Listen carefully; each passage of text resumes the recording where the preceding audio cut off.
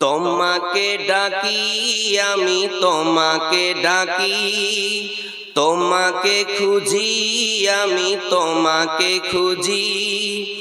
আল্লাহ তোমায় আমি ভয় করি, আল্লাহ তোমায় আমি ভয় করি। তোমাকে ডাকি আমি তোমাকে ডাকি, তোমাকে খুঁজি আমি তোমাকে খুঁজি। আল্লাহ তোমায় আমি ভয় করি, আল্লাহ তোমায় আমি ভয় করি।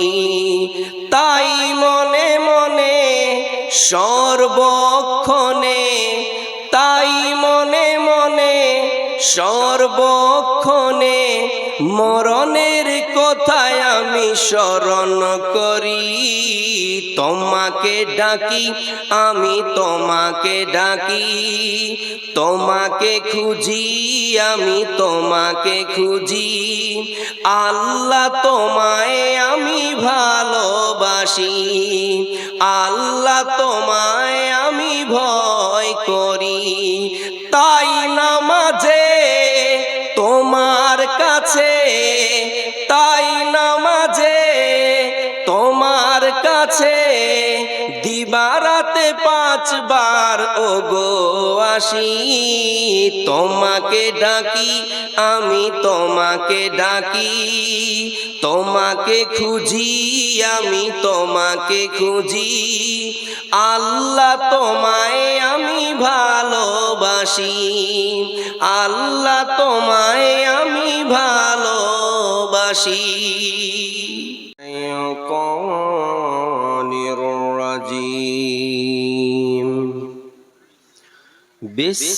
বিসমিল্লাহির রহমানির রহিম। ইন্নাকা মাইয়িতুন ওয়া ইন্নাহুম মাইয়িতুন। وقال الله تعالى في موضع آخر وما جعلنا لبشر من قبلك الخلد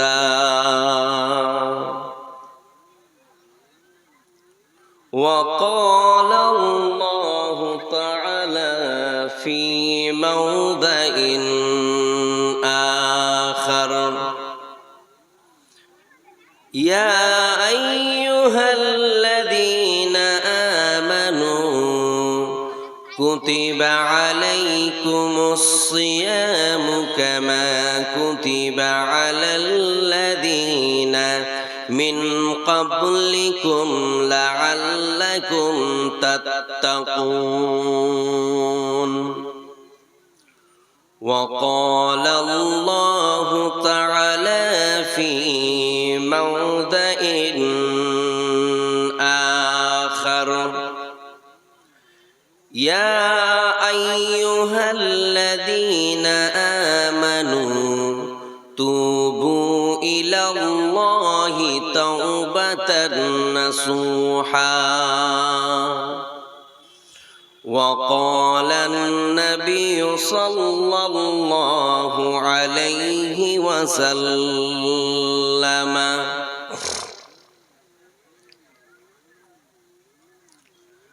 من صام رمضان إيمانا واحتسابا غفر له ما تقدم من ذنبه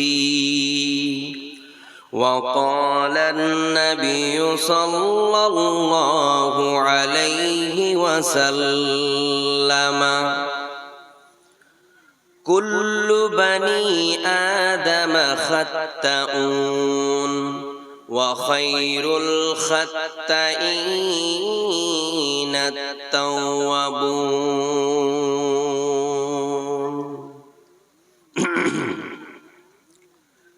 রমজান এলো, রমজান এলো, এলো মাহে রমজান, রমজান এলো, রমজান এলো, এলো মাহে রমজান। ইমানের রঙে রাঙাও হে ভাই, ইমানের রঙে রাঙাও হে ভাই, তোমারি দিল বাগান। রমজান এলো, রমজান এলো, এলো মাহে রমজান। রমজান এলো, রমজান এলো, এলো মাহে রমজান। ইবাদতের মাসে সবাই পুণ্য করো সঞ্চয়, প্রভুর কাছে কেঁদে কেঁদে করো প্রভুর মন জয়।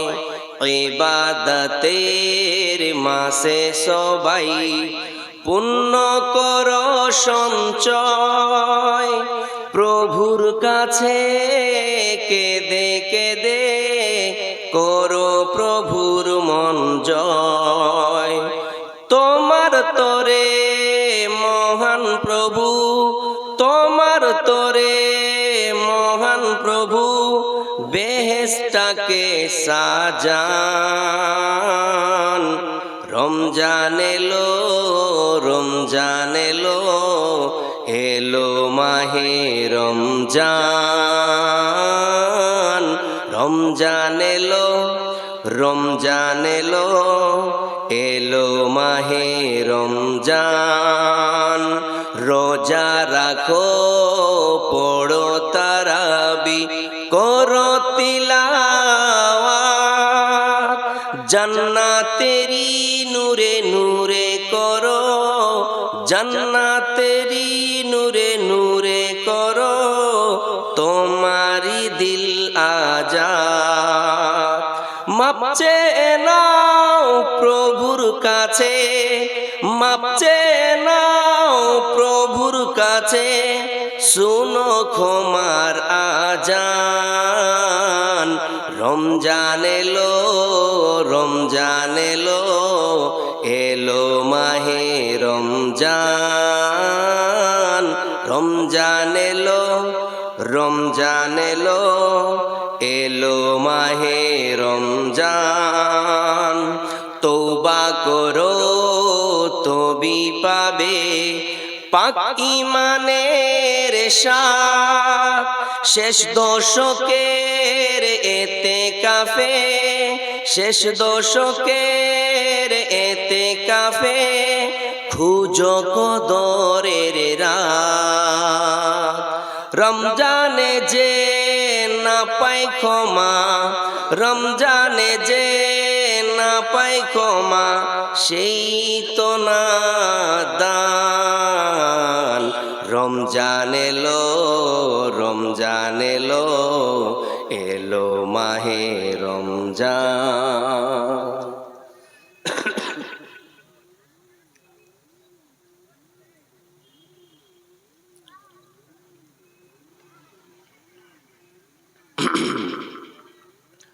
উপস্থিত আজকের এই সভার জনগণ কর্তৃক নির্বাচিত যোগ্যতম সভাপতি, তৎসঙ্গে উপস্থিত রয়েছেন স্টেজে আরো অন্যান্য ওলামায়ে দ্বীন, আমার সামনে বসে থাকা আমার তরুণ যুবক ভাইয়েরা, আমার বাপজিরা, পর্দার অন্তরালে পর্দা নসীনা আমার মা ও বোনেরা, আপনাদের সকলকে আমার অন্তরের অন্তরস্থল থেকে, আমার হৃদয়ের গহীন থেকে ইসলামিক সম্ভাষণে জানাই আসসালামু আলাইকুম ওয়া রাহমাতুল্লাহি ওয়া বারাকাতুহু। আপনাদের সকলের উপরে আল্লাহর শান্তি, আল্লাহর রহমত, আল্লাহর বরকত একত্রিতভাবে বর্ষিত হোক, সকলেই বলুন আমিন। সর্বাগ্রে সর্বপ্রথমেই সেই মহান মহিয়ান আল্লাহ তাবারক ওয়া তাআলার প্রশংসা, জিনার আদেশে জিনার ইচ্ছায় আজ আমরা এই বাহির কাপ তাবলিগি জালসার অনুষ্ঠানে আমরা বসার তৌফিক এনায়েত পেয়েছি।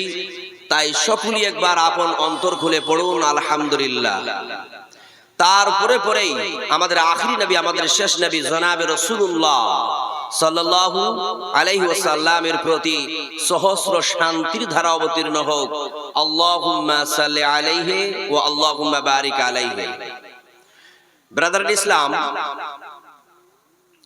আমি শুরুতেই আপনাদের মাঝে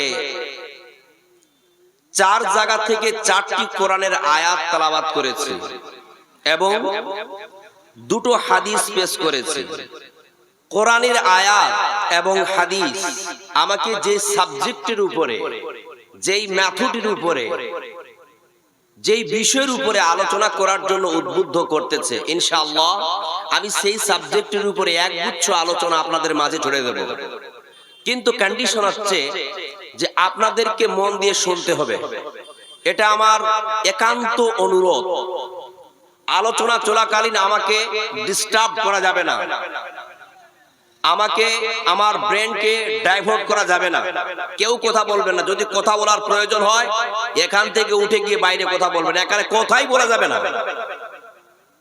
আলোচনা চলাকালীন আপনি আপনার কানটাকে শ্রীগালের ন্যায় উন্মুক্ত করুন, যাতে করে একটাও শব্দ আপনার কর্ণবিনার মিহিন তার থেকে মিস না হয়ে যায়।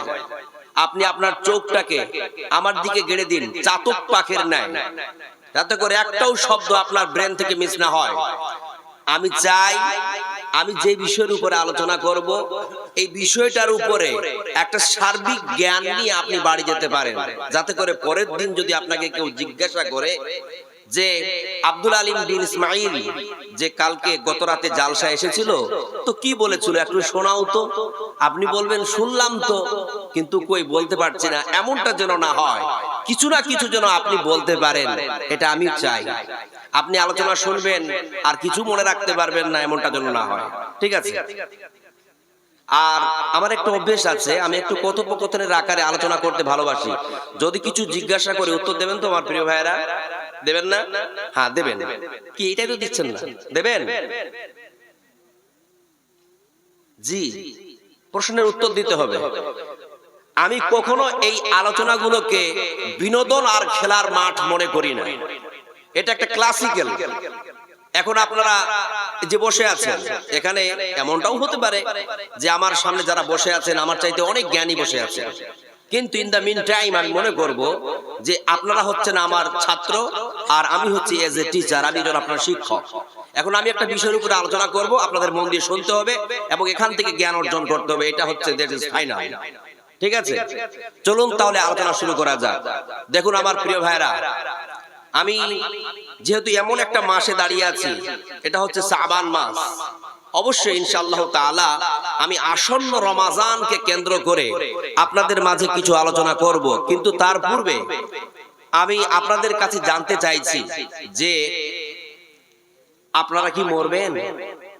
হ্যাঁ, মরবেন না? আমার তো মনে হচ্ছে যে আপনারা বাহির কাপ এলাকার মানুষ মরবেন না হয়তো। কি মরবেন? জি, মরতেই হবে। আমরা এই পৃথিবীতে জন্ম লাভ করে এসেছি, একদিন এই পৃথিবী ছেড়ে আমাদের চলে যেতে হবে। এই পৃথিবী চিরদিন থাকার জায়গা না, একদিন আমাদের এই পৃথিবী ছাড়তেই হবে। এবং যেদিন আমরা এই পৃথিবী ছাড়বো সেই দিন আমার আর কোনো অস্তিত্ব থাকবে না, সব শেষ হয়ে যাবে। এই যে আমরা পৃথিবী ছাড়বো কোন নামক যন্ত্র দিয়ে বলুন তো? মরণ নামক যন্ত্র দিয়ে। আমরা মৃত্যুর মাধ্যম দিয়ে, আল মাউত, মৃত্যুর মাধ্যম দিয়ে আমরা এই পৃথিবী ছেড়ে চলে যাব। দেখুন আমার প্রিয় ভাইরা, এই যে আপনারা ওয়াজ মাহফিলের আয়োজন করেছেন, এই যে তাবলীগী জালসার আয়োজন করেছেন, উদ্দেশ্যটা কি বলুন তো আমার প্রিয় ভাইরা? একটাই তো উদ্দেশ্য, যাতে করে মানুষরা হেদায়েত পায়, যাতে করে মানুষরা হেদায়েত অর্জন করতে পারে, এটাই তো উদ্দেশ্য, তাই না? তাহলে আমি আপনাদেরকে বলছি, শুনুন আমার প্রিয় ভাইরা, আমার বাহিরকাপ গ্রামের আমার প্রিয় মানুষেরা, শোনো, যদি হেদায়েত পেতে চান, যদি হেদায়েত অর্জন করতে চান, তাহলে মরণকে স্মরণ করুন। কেননা বিশ্বনবী সুস্পষ্ট একটি হাদিসের মধ্যে বলেছেন, আল মাউত ইয়াইদুহু, মৃত্যু হচ্ছে এই পৃথিবীর সবচাইতে বড় নসিহত। জোরে বলুন সুবহানাল্লাহ। The remembrance of death is sufficient for man's guidance. মরণের স্মরণ মানুষের হেদায়েতের জন্য যথেষ্ট। জোরে বলুন সুবহানাল্লাহ। একটা মানুষ যদি মরণকে গভীরভাবে স্মরণ করে, আল্লাহর কসম করে বলি, ওই মানুষটা কোনোদিন আর পাপ কাজ করতে পারে না। একটা মানুষ যদি এই মৃত্যুটাকে গভীরভাবে স্মরণ করে, ওই মানুষটা কোনোদিন অন্যায় কাজ করতে পারে না। ওই মানুষটা কোনোদিন নামাজবিহীন হয়ে থাকতে পারে না। ওই মানুষটা সুদ ঘুষ খেতে পারে না। ওই মানুষটা চুরি করতে পারে না। ওই মানুষটা জেনা করতে পারে না। যেই মানুষটা গভীরভাবে মরণকে স্মরণ করে, জোরে বলুন সুবহানাল্লাহ। কেন? এই জন্যই যে মরণের স্মরণ হচ্ছে এই পৃথিবীর সবচাইতে বড় হেদায়েত। মরণকে স্মরণ করবেন।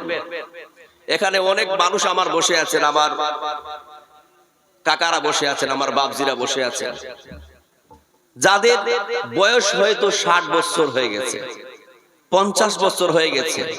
বলুন তো, আপনারা মানুষের বড় আয়ুর দিক থেকে কত নিকটে চলে এসেছেন মরণের, তাই না? এই পৃথিবী আপনাকে যে ছাড়তে হবে, মরণের পরে আপনি কোথায় যাবেন, আপনার সাথে কি হবে, এই বিষয়গুলো নিয়ে কি টেনশন হয় না আমার প্রিয় ভাইরা? এগুলোকে নিয়ে চিন্তা করেন না। অবশ্যই আল্লাহর কসম করে বলি, বিশ্বনবী বলছেন, আল মাউত ইয়াইদুহু, মৃত্যু হচ্ছে এই পৃথিবীর সবচাইতে বড় নসিহত। পৃথিবীর মানুষ যদি মরণকে স্মরণ করে, এই মরণের স্মরণ তার হেদায়েতের জন্য যথেষ্ট হয়ে যাবে। জোরে বলুন সুবহানাল্লাহ। চলুন এই মরণকে আমরা বারবার স্মরণ করি, এই মরণকে নিয়ে আমরা চিন্তা করি, এই মরণকে নিয়ে আমরা মনে মনে ভাবি। মরণের স্মরণ আমাদের জন্য অনেক ফায়দামন্দ হবে।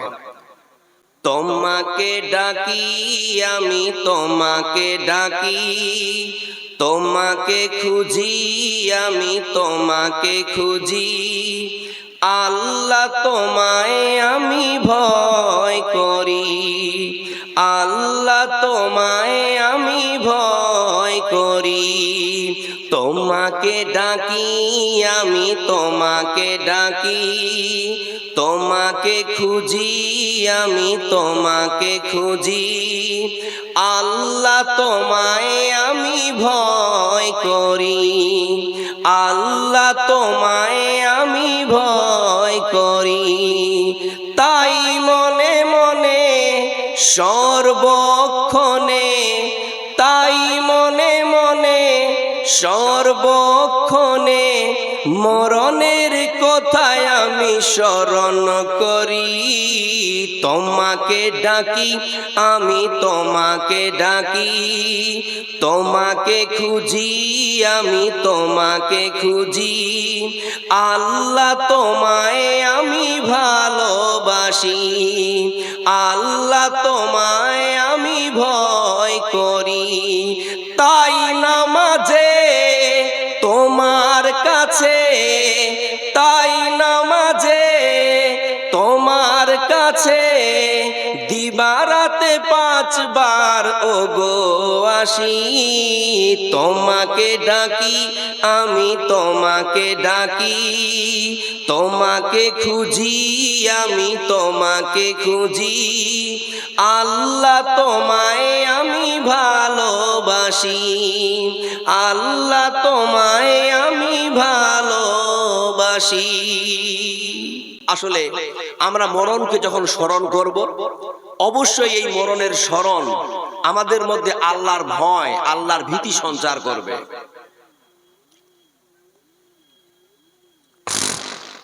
একটা মানুষ যদি মরণকে নিয়ে স্মরণ করে, দেখবেন যে তার মধ্যে আল্লাহর ভয় আসবে, আল্লাহর ভীতি আসবে।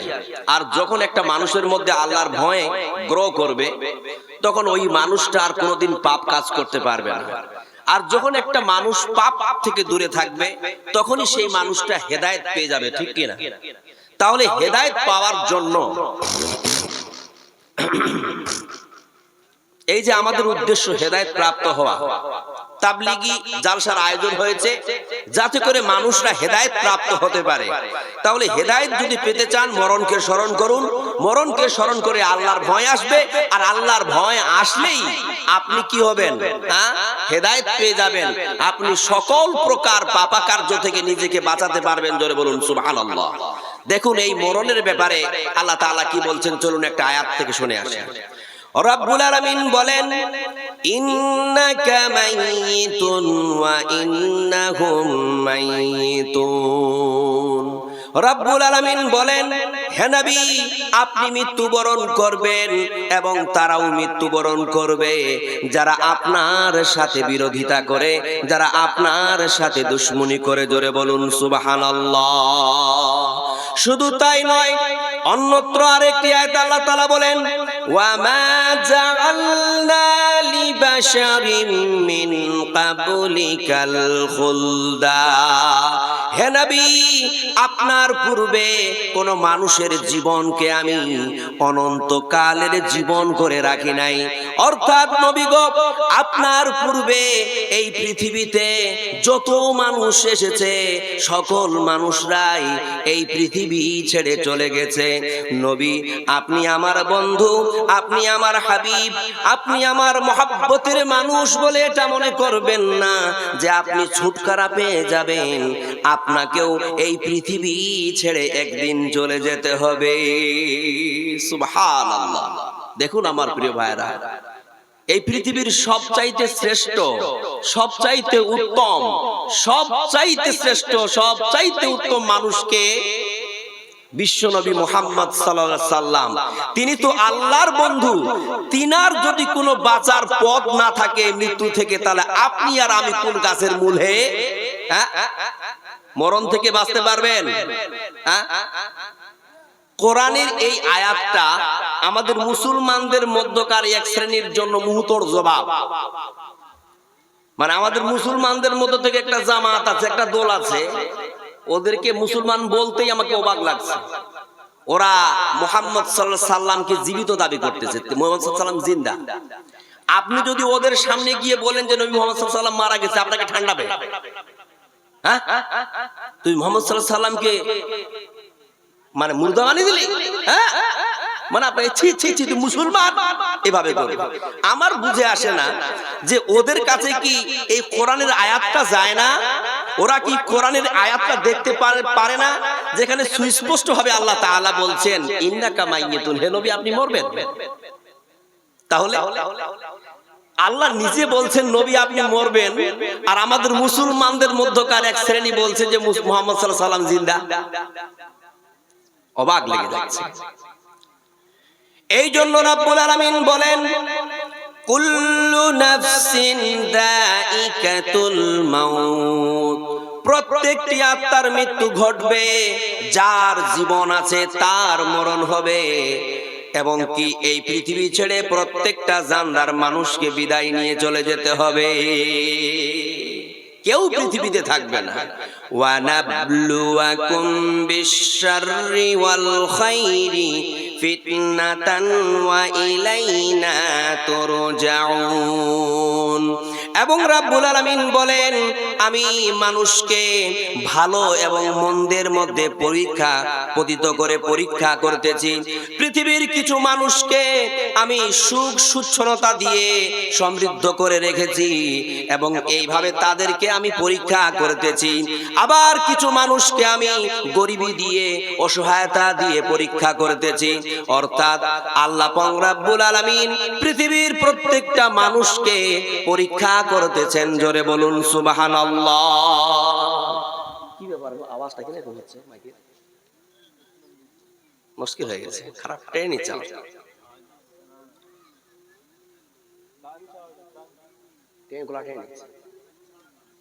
ইকো মারেন না আপনি, মারতে বলছে আপনাকে, ওই দূর থেকে কথা বলুন, সেটা বলছেন আপনি ইকো মারেন তো, আপনার থেকে আরো বেশি ভালো জানেন আপনি ইকো মারেন।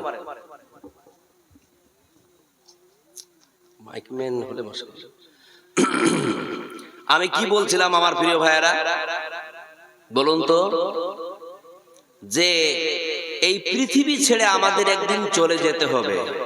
এই পৃথিবী চিরদিন থাকার জায়গা না। মুহাম্মদ সাল্লাল্লাহু আলাইহি সাল্লাম, যিনি এই পৃথিবীর সবচাইতে শ্রেষ্ঠ মানুষ, আল্লাহর বন্ধু, তিনিও এই পৃথিবী ছেড়ে চলে গেছেন। অতএব এই পৃথিবীতে বাঁচার কোনো পথ নাই। এই পৃথিবী ছেড়ে আমাদের চলে যেতে হবে। আপনি অ্যাডজাস্ট করুন না, মানে বেশি বেতন দিতে হবে, অ্যাডজাস্ট করতে হবে, ঠিক আছে? ব্যাপারটা হলো এই পৃথিবী ছেড়ে আমাদের চলে যেতে হবে। তা আমি আল্লাহর কাছে দোয়া করি যে ইয়া ইলাহাল আলামিন, ইয়া রাব্বুল আলামিন, এই পৃথিবীতে আমরা চিরদিন থাকার জন্য আসি নাই। এই পৃথিবী যখন আমাদের ছাড়তেই হবে, এই পৃথিবীর পর আমাদের জন্য একটা ঠিকানায় যেতে হবে, তাহলে আল্লাহ তুমি আমাদের ওই ঠিকানাটা, মানে পরকালের ঠিকানাটা সুখময় এবং শান্তিময় করে তুলিও। জোরে বলুন আমিন। আল্লাহর কাছে এটাই চাওয়া না? আল্লাহর কাছে তো এটাই চাওয়া যে আল্লাহ মরণের পরে যাতে করে আমরা কোথায় যাই, আল্লাহ তোমার জান্নাতের অধিবাসী হতে পারি, আল্লাহ তোমার জান্নাতের আমরা মালিক হতে পারি। এটাই তো আল্লাহর কাছে চাওয়া, এটাই তো আল্লাহর কাছে চাওয়া, এটাই তো আল্লাহর কাছে পাওয়া। আমার মুসলমান ভাইরা, আমাদের নামাজ, আমাদের রোজা, আমাদের যাকাত, আমাদের সাদকা সব কিছু যেন আল্লাহ তোমার ওই জান্নাতের জন্য। জোরে বলুন সুবহানাল্লাহ। ইয়া আল্লাহ, আমরা যে দুনিয়াতে নামাজ পড়ি, আমরা যে রোজা রাখি, আমরা যে দান খয়রাত করি, আমরা যে হজ করি, আল্লাহ সব কিছুর মধ্যে তোমার ওই জান্নাতের লোলুপতা কাজ করে। আল্লাহ গো, মরণের পরে তোমার ওই জাহান্নামের আযাব আমরা বরদাস্ত করতে পারবো না। আল্লাহ তোমার ওই জাহান্নামের শাস্তি আমরা বরদাস্ত করতে পারবো না।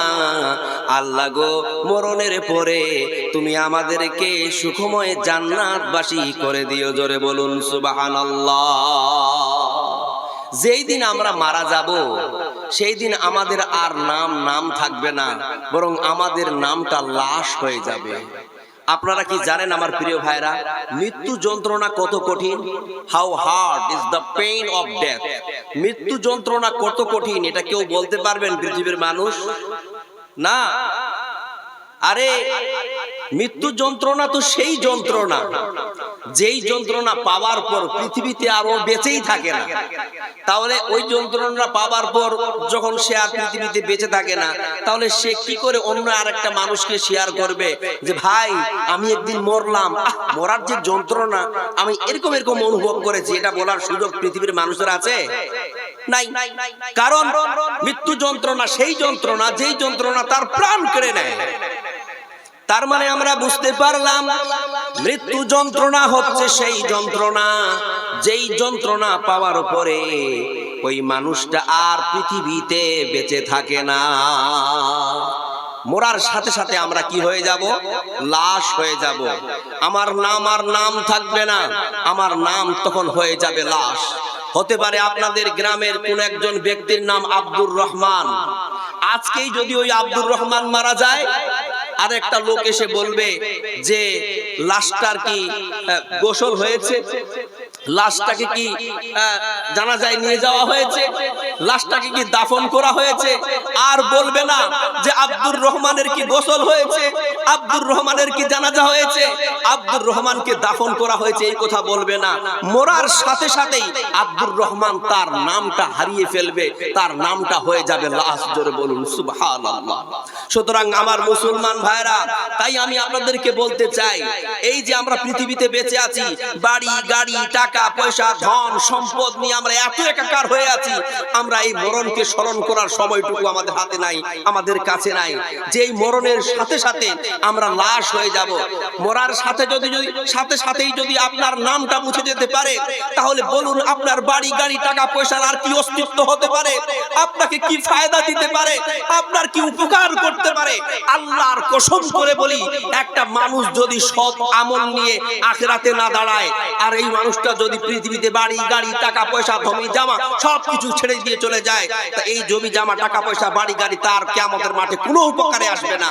বরং আমি এটা মনে করি, দেখবেন অনেক মানুষ আছে ধনী সম্পদশালী মানুষ, নিজের ইবাদতে গাফলাতি করে ধন সম্পদ জমিয়েছে, আর ওই ধন সম্পদ রেখে একদিন মরে গেল, আর মরার সাথে সাথে তার ওই ওয়ারিসেরা এসে তার সম্পদ নিয়ে মারামারি করে একটা ফিতনার সৃষ্টি করে দিয়েছে। আপনার কবরে নেকি যাবে তো দূরের কথা, আরো পাপ ঢুকতে শুরু করবে। খবরদার এই কাজ করবেন না, খবরদার এই কাজ করবেন না। বেশি বেশি করে মরণকে স্মরণ করুন। মনে রাখবেন এই পৃথিবী আমাদের ছাড়তেই হবে, এই পৃথিবী আমাদের চিরদিন থাকার জায়গা না। এই পৃথিবী ছেড়ে আমাদের একদিন উপস্থিত হতে হবে আল্লাহর সামনে, সেটা হচ্ছে কিয়ামতের মাঠ, হাসরের মাঠ। সেই দিন আমাদের জীবনের, আমাদের এই পৃথিবীর প্রত্যেকটা বয়সের সময়ের হিসাব ও নিকাশ নেওয়া হবে। সেই দিন যদি আমরা আমাদের হিসাবে উত্তীর্ণ না হতে পারি আমার প্রিয় ভাইরা, সেই দিন কিন্তু আমাদের জীবনের 12টা বেজে যাবে। সেই দিন আপনি কি করবেন একটু কল্পনা করুন তো। তাই আমি বলি যে মরণকে স্মরণ করা আমাদের জন্য একান্ত অতীব জরুরি। এই পৃথিবীতে যত আমল আছে হেদায়েত প্রাপ্ত হওয়ার জন্য, যত সিস্টেম আছে, সবচাইতে উন্নত মানের সিস্টেম হলো মৃত্যুকে স্মরণ করা। চলুন মরণের পর আমাদের সাথে কি ঘটবে একটু আমরা কোরআনের একটা আয়াত থেকে শুনে আসি। রব্বুল আলামিন বলেন, ওয়া ইযা জাআ আহাদাকুমুল মাউত তাওয়াফাতুহু রুসুলুনা ওয়া হুম লা ইউফাররিতুন। রব্বুল আলামিন বলেন, যখন তোমাদের মধ্যকার কাউরির কাছে মরণের সময় এসে উপস্থিত হয়ে যায়, তখন আমি আল্লাহর পক্ষ থেকে একজন ফারিস্তা গিয়ে তার জীবনটা কবজ করে নেয়। জোরে বলুন সুবহানাল্লাহ। ওয়া হুম লা ইউফাররিতুন, এবং সে তার দায়িত্ব পালনে বিন্দু পরিমাণ ত্রুটি করেন না। জোরে বলুন সুবহানাল্লাহ। কেউ কি বলতে পারবেন ওই ফারিস্তাটির নাম কি? বলুন তো আমার প্রিয় ভাইরা। হ্যাঁ, কি? আজরাইল। মাশাআল্লাহ, হি ইজ আজরাইল। ওই ফারিস্তাটির নাম কি? আজরাইল, মালাকুল মাউত, এঞ্জেল অফ ডেথ, মৃত্যুর ফারিস্তা। যখন রব্বুল আলামিন ওই আজরাইলকে আদেশ করবে, ওই যে দেখো বাহিরকাপ গ্রামে একজন যুবক, একজন বুড়ো, একজন নারী, একজন মহিলা, একজন মেয়ে, একজন বৃদ্ধা, তার মৃত্যুর সময় এসে উপস্থিত হয়ে গেছে। আজরাইল তুমি গিয়ে তার জীবনটা কবজ করে নাও।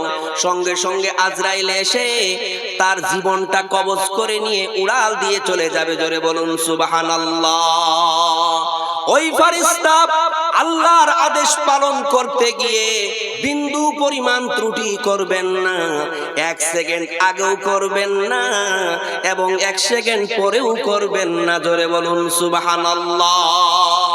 একদম নির্ধারিত সময় আপনাকে এই পৃথিবী ছাড়তে হবে, এটা কথা মাথায় রাখবেন।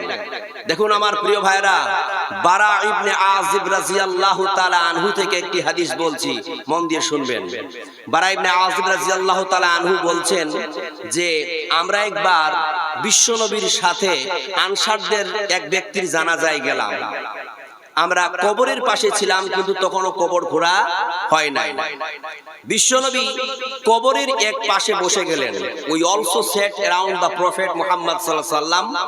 আমরা সাহাবীরাও মুহাম্মদ সাল্লাল্লাহু আলাইহি ওয়াসাল্লামকে চারপাশ ঘিরে বসে গেলাম। মুহাম্মদ সাল্লাল্লাহু আলাইহি ওয়াসাল্লামের হাতে গাছের একটা শুকনো ঠাল ছিল। He was marking the ground like a thoughtful person.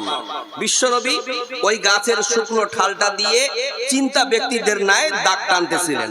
দাগ টানতে টানতে টানতে টানতে হঠাৎ করে সাডেনলি স্টপ হিজ হ্যান্ড, তার হাতটা তিনি থামিয়ে নিলেন এবং টোল্ড আস, বলতে লাগলেন, ইয়া ইখওয়ানি লিমিসলি হাদা ফাইদু, হে আমার ভাইরা তোমরাও এই কবরের জন্য প্রস্তুতি গ্রহণ করো। জোরে বলুন সুবহানাল্লাহ।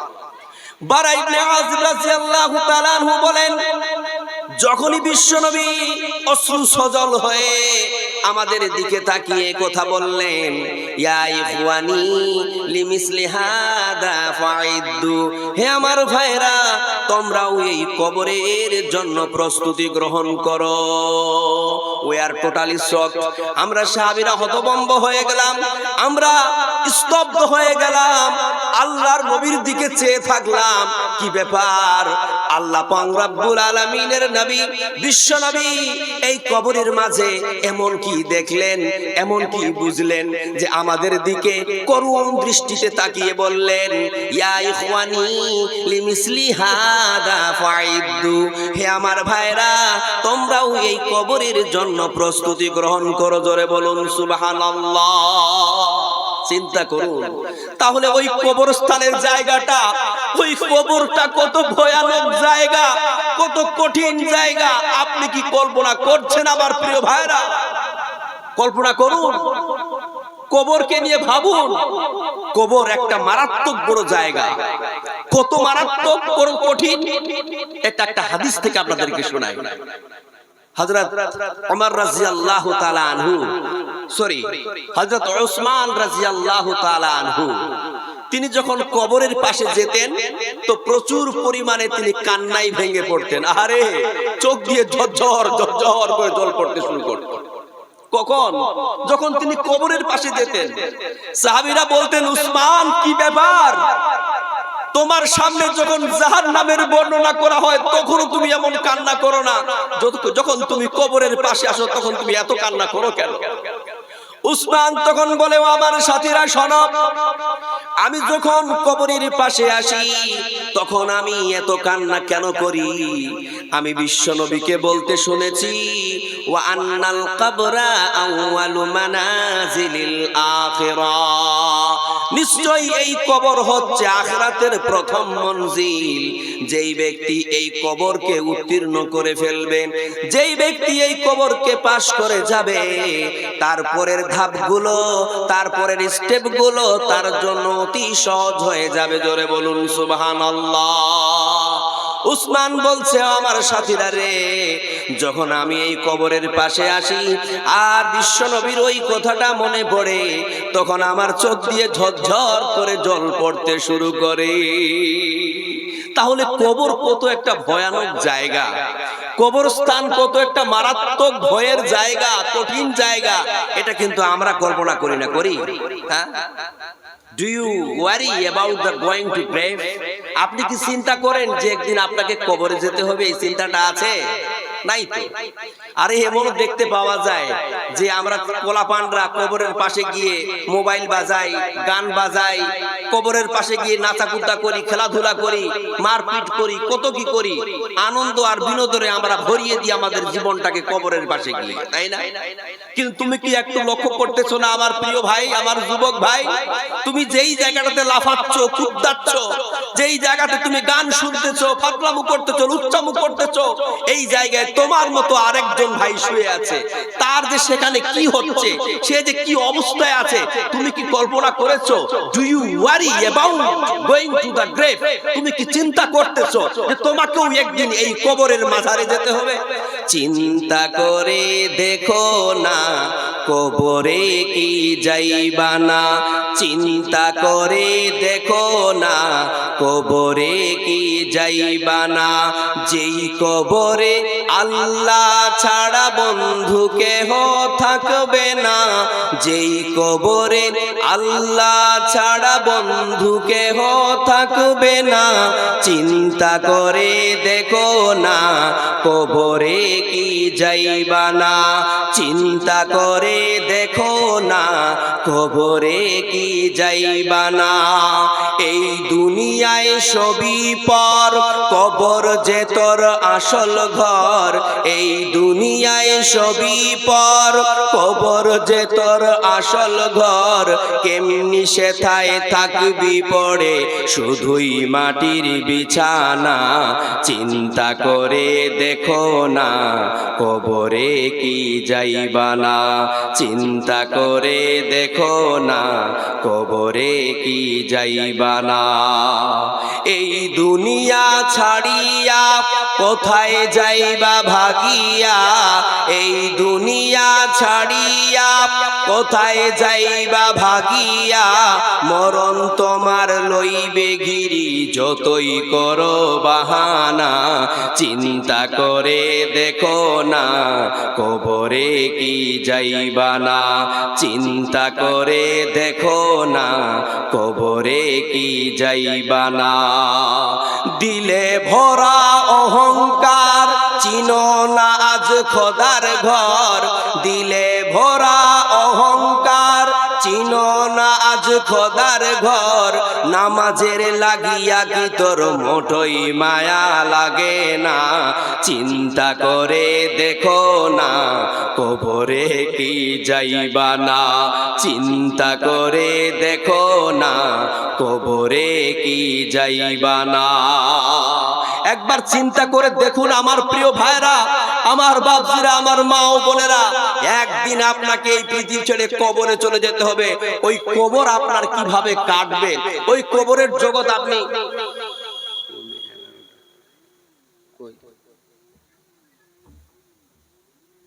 ওই কবরের জগৎ আপনার কিভাবে কাটবে এটা নিয়ে আপনি চিন্তা করবেন না? অবশ্যই করতে হবে। এই জন্য বলি প্রিয় ভাইরা, এই কবরকে নিয়ে চিন্তা করুন, এই কবরকে নিয়ে ভাবুন। একটা কথা মাথা রাখবেন, এই যে আমাদের কবরের জগৎ, কবরের জগৎ থেকে আরেকটা ভিন্ন জগতে আমাদের পাড়ি দিতে হবে। কোন জগৎ? সেই জগৎটার নাম জানেন? বলুন তো। সেই জগৎটার নাম হচ্ছে কিয়ামতের মাঠ, হাসরের মাঠ, the day of judgement. Welcome. আমরা কিয়ামতের মাঠে যাব কখন? হয় ইসরাফিল ব্লোস দ্য ট্রাম্পেট, যখন ইসরাফিল আলাইহিস সালাম সিংহায় ফুৎকার মারবে। জোরে বলুন সুবহানাল্লাহ। তার মানে ইসরাফিল আলাইহিস সালাম যখন সিংহায় ফুৎকার মারবে, তখন পৃথিবীর সমস্ত মানুষেরা যারা দুনিয়াতে এভাবে থাকবে পৃথিবীতে তারা, আর যারা থাকবে কবরে তারা, সব মানুষরা কিয়ামতের মাঠে উপস্থিত হবে। জোরে বলুন সুবহানাল্লাহ। চলুন এই বিষয়ে আল্লাহ তাআলা পবিত্র কোরআন কারীমের মধ্যে কি বলছেন আমরা একটা আয়াত থেকে শুনে আসি। রব্বুল আলামিন বলেন, ওয়া নুফিকা ফিস সূরি ফাসাইকা মান ফিস সামাওয়াতি ওয়া মান ফিল আরদি ইল্লা মান শাআল্লাহ। ইসরাফিল আলাইহিস সালাম যখন প্রথমবার সিংহায় ফুৎকার মারবে, তখন আকাশ এবং জমিনের মধ্যে যারা আছে সব বেহুশ হয়ে পড়বে। জোরে বলুন সুবহানাল্লাহ। ওয়া নুফিকা ফিস সূরি ফাইদা হুম মিনাল আজদাসি ইলা রাব্বিহিম ইয়ানসিলুন। ইসরাফিল আলাইহিস সালাম যখন দ্বিতীয়বার সিংহায় ফুৎকার মারবে, সমস্ত কবরবাসীরা আপন আপন কবর থেকে উঠে কিয়ামতের মাঠের দিকে দৌড়াতে শুরু করবে, রবের দিকে দৌড়াতে শুরু করবে। জোরে বলুন সুবহানাল্লাহ। ওয়া ইয়াউমা ইউফাকু ফিস সূরি ফাফাজিআ মান ফিস সামাওয়াতি ওয়া মান ফিল আরদি ইল্লা মান শাআল্লাহ ওয়া কুল্লু আতাউহু দাফিরিন। এবং ইসরাফিল আলাইহিস সালাম যখন তৃতীয়বার সিংহায় ফুৎকার মারবে, তখন সমস্ত আকাশ এবং জমিনের মধ্যে যারা থাকবে সব ভীত সন্ত্রস্ত হয়ে পড়বে এবং সবাই হীন অবস্থায় আল্লাহর সামনে এসে উপস্থিত হবে। জোরে বলুন সুবহানাল্লাহ। এইভাবে যখন ইসরাফিল আলাইহিস সালাম তিনবার ফুৎকার মেরে দেবে, কিয়ামতের কনসেশন শুরু হয়ে যাবে, বিভীষিকাময়ের খেলা শুরু হয়ে যাবে। আরে ওই দিন কত কঠিন হবে আপনি কি চিন্তা করেছেন? ওই দিন মানুষ পাগলের মতো হয়ে যাবে, ওই দিন মানুষ নাফসি নাফসি করবে, হায় আল্লাহ আমার যে কি হবে, আমার যে কি হবে। ওই দিন এই যে আমরা আকাশের উপরে সূর্য দেখতে পাই, এই সূর্যটা আমাদের মাথার হাজার হাজার মাইল উপরে আছে, কিন্তু ওই কঠিন কিয়ামতের দিন এই সূর্যটা মাথার এত উপরে থাকবে না, বরং মাথার 1 মাইল উপরে চলে আসবে। অথবা মানে সুরমা দানি, যে আমরা যে সুরমা ব্যবহার করি, সুরমা দানির ভিতরে যে কাঠিটা পাওয়া যায় এতটা কারিব হয়ে যাবে, এতটা নিকট হয়ে যাবে। বিশ্বনবী বলেন, ওই দিন সূর্যের তাপে, রৌদ্রের তাপে মানুষের মাথার মগজটা গলে গিয়ে নাক আর কানের ছিদ্র দিয়ে মোমবাতির মতো গলে চলে যাবে। জোরে বলুন সুবহানাল্লাহ। শুধু তাই নয়, ওই দিন মানুষ এত পিপাসার্ত হবে, এত তৃষ্ণার্ত হবে, তৃষ্ণার চোটে মানুষের জিহ্বাখানা মানুষের ঘর থেকে বের হয়ে নাভি পর্যন্ত কুত্তার ন্যায় ঝুলতে থাকবে আর বলবে, আল্লাহ পানি পানি পানি, আল্লাহ তুমি আমাকে পানি দাও, আমি আর তৃষ্ণা সহ্য করতে পারি না, তৃষ্ণার জ্বালা সহ্য করতে পারি না, এই পিপাসার জ্বালা সহ্য করতে পারি না, আল্লাহ তুমি আমাকে পানি দাও। ওই দিন যদি আমাদের আমল ঠিক না থাকে, ওই দিন যদি আমরা হেদায়েত প্রাপ্ত হয়ে এই দুনিয়া থেকে বিদায় না নিতে পারি, ওই দিন আমাদের এমন অবস্থা হবে, বিশ্বনবী বলেছেন ফারিস্তাদের মাধ্যম দিয়ে গাটারের নোংরা যুক্ত পানি, পুঁজ যুক্ত পানি, রক্তযুক্ত পানি পান করিয়ে দেওয়া হবে, আর পান করার সাথে সাথে মানুষের পেটের নাড়ি ভুঁড়িগুলো পিছনের দরজা দিয়ে অটোমেটিকলি বেরিয়ে যাবে। এত কঠিন দিন হবে কিয়ামতের দিন। তাহলে এই কিয়ামতের দিনকে নিয়ে ভয় করবেন না? এই কিয়ামতের দিনকে নিয়ে ভাববেন না? অবশ্যই চিন্তা করুন এই কিয়ামতের দিনকে নিয়ে। দেখুন আমার প্রিয় ভাইরা, আমার সময় শেষ হতে চলেছে, আর 15 মিনিট আমার হাতে সময় আছে, কারণ আমি সভাপতি যেটা আমাকে বলে সেটা আমি পালন করে চলে থাকি। তো আমি চাই যে আমি যে আলোচনা করেছিলাম মৃত্যু সম্পর্কে, একটা কথা নোট করুন, the remembrance of death is sufficient for man's guidance. মৃত্যুর স্মরণ মানুষের হেদায়েতের জন্য যথেষ্ট। অতএব আমরা সবাই, আমার মা ও বোন সবাই মিলে কথাগুলো বলতেছি, আমরা বেশি বেশি করে মরণকে স্মরণ করব, যাতে করে এই মরণের স্মরণ আমাদের জন্য হেদায়েতে হয়ে যায়, হেদায়েতের জন্য যথেষ্ট হয়ে যায়। করব কি করব না? দেখুন মরণের স্মরণ কেন করব? মরণ তো একটা যন্ত্রণাদায়ক বিষয়। মরণের পরে কবরে যাব, কত কঠিন একটা জায়গা। এই জায়গায় কি হবে এটা নিয়ে ভাববেন না? ভাববেন, ভাবে কি করবেন? ভেবে হেদায়েত পাওয়ার চেষ্টা করবেন। কবর থেকে উঠে আরেকটা জায়গায় যেতে হবে, হাসরের মাঠ, কিয়ামতের মাঠ, কত কঠিন জায়গা। সংক্ষিপ্ত সময় বলতে পারতেছি না। অনেকে শুনেছেন খুব ভয়ানক একটা জায়গা, খুব একটা বিপদের সম্মুখীন হব আমরা, ওই কিয়ামতের মাঠ। তাহলে এই সমস্ত চিন্তাকে মাথায় নিয়ে আপনি হেদায়েত হওয়ার চেষ্টা করুন। কিসের হেদায়েত হবেন আপনি? একজন মানুষকে আমরা তখনই বলতে পারি যে ওই মানুষটা হেদায়েত প্রাপ্ত, যখন ওই মানুষটা সমস্ত রকমের অপরাধ থেকে নিজেকে বাঁচাতে পারবে। তখনই আমরা একটা মানুষকে বলতে পারবো যে এই মানুষটা হেদায়েত প্রাপ্ত, যখন ওই মানুষটা তার জীবনের নেকির পাল্লাকে ভারী করে দেবে, নেকির পরিমাণকে বাড়িয়ে দেবে আর গুনাহগুলোকে কমিয়ে দেবে। মাথায় রাখবেন, আমাদের একটা কাজ করা দরকার, একটা হচ্ছে কি, আমাদের নেকিকে বাড়াতে হবে আর গুনাহকে কমাতে হবে। এটা হচ্ছে আমাদের কাজ, ঠিক আছে না? এটাই মাথায় রেখে করবেন কি, অবশ্যই আমল করার চেষ্টা করবেন। দেখুন আসন্ন রমজান কে কেন্দ্র করে কয়েকটা কথা বলে আমি বিদায় নিব ইনশাআল্লাহ। এখন আমরা কোন মাসে দাঁড়িয়ে আছি আমার প্রিয় ভাইয়েরা? বলুন। শাবান মাসে। যখন শাবান মাস আসতো তখন সাহাবীরা রমজানকে কিভাবে ওয়েলকাম জানাতো? কারো কি জানা আছে? বলুন। যখন শাবান মাস আসতো তো সাহাবীরা রমজানকে কিভাবে ওয়েলকাম জানাতেন? বলুন। সাহাবীরা আল্লাহকে বলতেন, আল্লাহ আল্লাহুম্মা বাল্লিগনা রমজান, তুমি আমাকে রমজান পর্যন্ত পৌঁছিয়ে দাও। আল্লাহ তুমি আমাকে রমজান পর্যন্ত নিয়ে যাও, আমার হায়াত বাড়িয়ে দাও, আমাকে সুস্থ রাখো, রমজান পর্যন্ত আমাকে পৌঁছিয়ে দাও। আর এখন আমরা রমজান মাস আসলেই তো ভয় পেয়ে যাই, তাই না? সারাদিন না খেয়ে থাকতে হবে, দীর্ঘক্ষণ দাঁড়িয়ে তারাবির নামাজ পড়তে হবে, কত ভয়। ভয় করবেন? ভয় করবেন না আমার প্রিয় ভাইরা। দেখুন আমার বাহির কাপ গ্রামের প্রিয় ভাইরা, আমার মা ও বোনেরা, আমার বাপজিরা, একান্ত অনুরোধ করে বলতেছি, যদি আমাদের নসিবে, আমাদের ভাগ্যে রমজান মাস এসে যায়, আমরা যদি পেয়ে যাই, তাহলে রমজান মাসের প্রত্যেকটা রোজা আমরা পুঙ্খানুপুঙ্খরূপে পালন করার চেষ্টা করব ইনশাআল্লাহ। দেখুন রমজান মাসে যে আমরা সিয়াম পালন করে থাকি, এই সিয়ামের ব্যাপারে আল্লাহ তাআলা পবিত্র কোরআন কারীমের মধ্যে কি বলছেন? একটা আয়াত বলছে, রব্বুল আলামিন বলেন, ইয়া আইয়ুহাল্লাযীনা আমানু কুতিবা আলাইকুমুস সিয়ামু কামা কুতিবা আলাল্লাযীনা মিন ক্বাবলিকুম লাআল্লাকুম তাত্তাকুন। ওহে বিশ্বাসীরা, তোমাদের উপরে রোজা ফরজ করা হয়েছে যেমনটা তোমাদের পূর্ববর্তীদের উপরে ফরজ করা হয়েছিল, যাতে করে লাআল্লাকুম তাত্তাকুন, তোমরা মুত্তাকিন হতে পারো, পরহেজগার হতে পারো। জোরে বলুন সুবহানাল্লাহ। যাতে করে আমরা মুত্তাকিন হতে পারি, আল্লাহ সচেতন হতে পারি, আল্লাহ কনসাসনেস আমাদের মধ্যে গ্রো করে। এটাই তো রোজার প্রাইম অবজেক্টিভ, এটাই তো রোজার সেন্ট্রাল থিম, মূল উদ্দেশ্য। অনেককে যদি জিজ্ঞাসা করা হয়, অনেকে বলে যে রোজার মূল উদ্দেশ্য হচ্ছে আল্লাহর আদেশ পালন করা, না খেয়ে থাকা, গরিব দুঃখীদের কষ্ট অনুভব করা। কিন্তু না, এটা রোজার মূল উদ্দেশ্য নয়।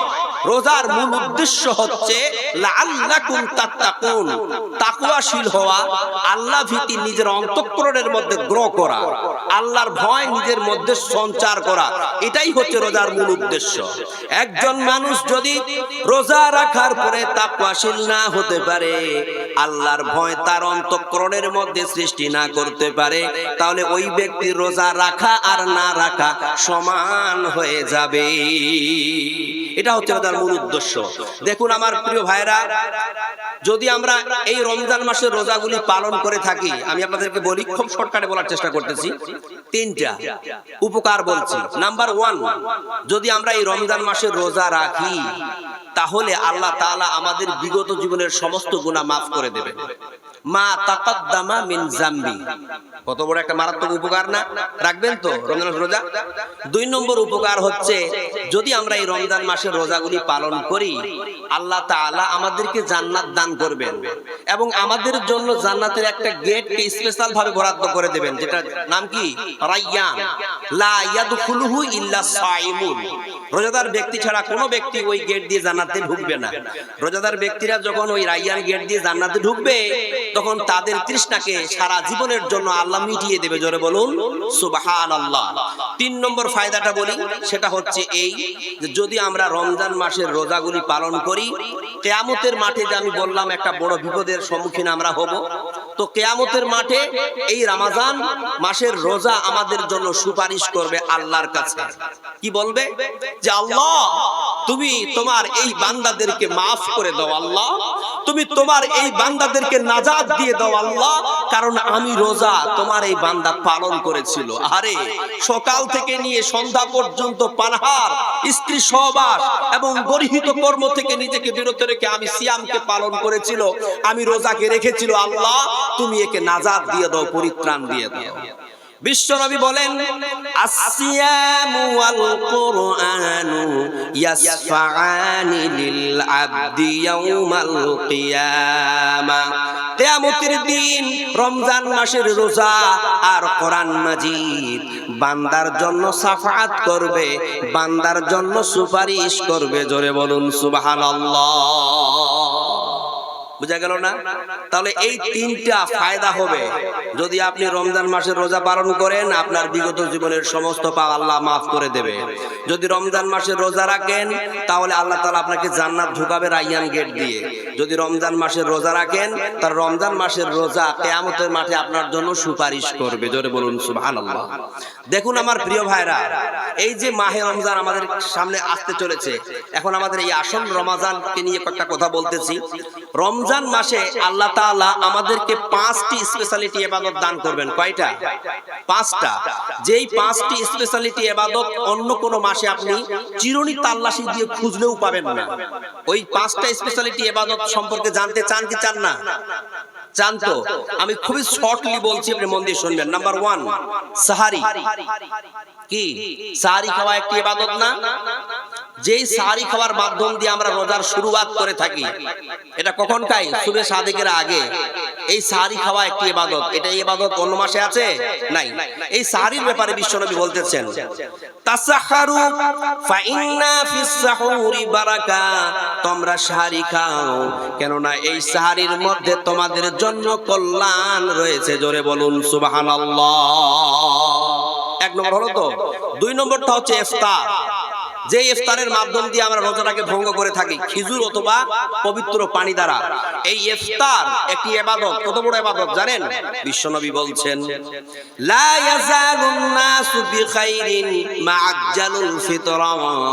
যতদিন মানুষ নির্দিষ্ট সময়ে তাড়াতাড়ি করে ইফতার করবে, ততদিন মানুষ কল্যাণের মধ্যে থাকবে। জোরে বলুন সুবহানাল্লাহ।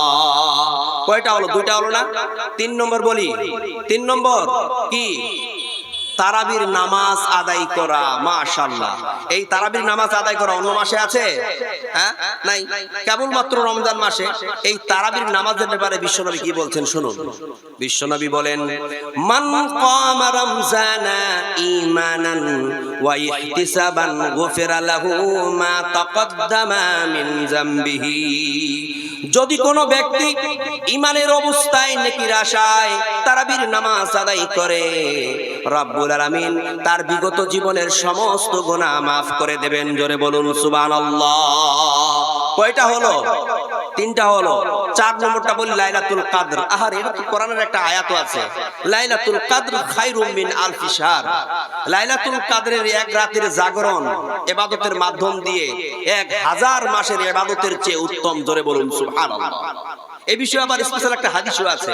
বিশ্বনবী বলছেন, মান কামা লাইলাতুল কদরি খায়রুম মিন লাইলাতুল কদরি ঈমানান ওয়া ইহতিসাবান গুফিরা লাহু মা তাকদ্দামা মিন যামবিহি। যদি কোনো ব্যক্তি ঈমানের অবস্থায় আর নেকির আশায়, যদি কোনো ব্যক্তি ঈমানের অবস্থায় নেকির আশায় লাইলাতুল কদরের রাত্রি জাগরণ করে, আল্লাহ তাআলা তার বিগত জীবনের সমস্ত গুনাহ মাফ করে দেবে। জোরে বলুন সুবহানাল্লাহ। 4টা হলো না? আর লাস্টটা বলছি ইতিকাফ। আরে, এই যে আমরা শেষ দশকে ইতিকাফ করি, আমি শুরুতে আপনাদের মাঝে একটা সঙ্গীত গাইলাম না? শেষ দশকে বললাম না? শেষ দশকে যে আমরা ইতিকাফ করি, এই ইতিকাফ এটি একটা এমন ইবাদত যে ইবাদতটা অন্য মাসে আছে, কেবলমাত্র রমজান মাসে। চলুন এই ইতিকাফের ব্যাপারে বিশ্বনবী কি বলছেন। বিশ্বনবী বলেন, মান ইতিকাফা আসলান ফি রমজানা। যদি কোনো ব্যক্তি রমজান মাসে ইতিকাফ পালন করে, কানা কাহাজ্জাতাইন ওয়া উমরাতাইন, তাহলে সে 2টা হজ আর 2টা উমরা করার সমান নেকি অর্জন করবে। জোরে বলুন সুবহানাল্লাহ।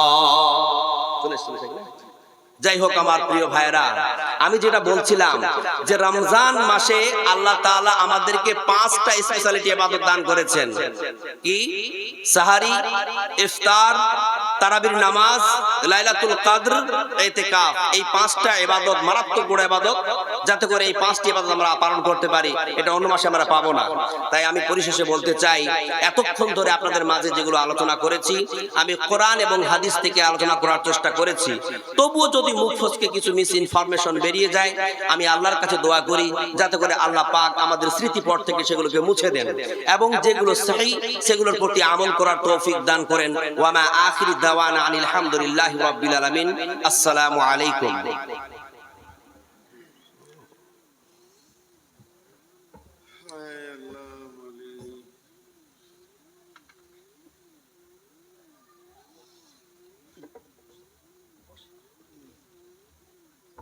আল্লাহু আকবার।